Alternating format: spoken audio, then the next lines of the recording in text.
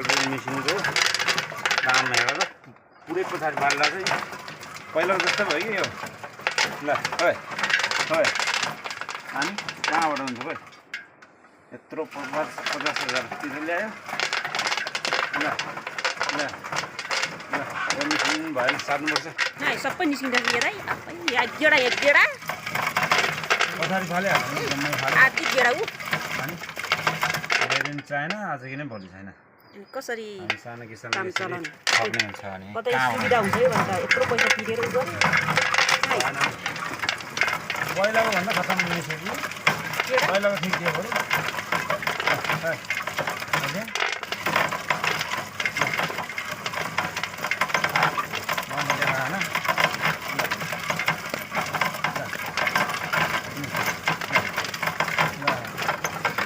गेडा आधी निस्किँदो रहेछ बोक्रामा अनि है पछाडि बोक्रा मात्रै सर्न थाल्नु पर्ने है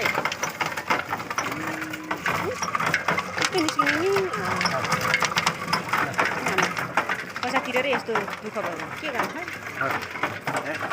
जम्मै पछाडि फाल्दा है जम्मै पछाडि फाल्दा एउटै फाल्दैन नि कहाँ नयाँ मेसिन ल्याएर यस्तो हुने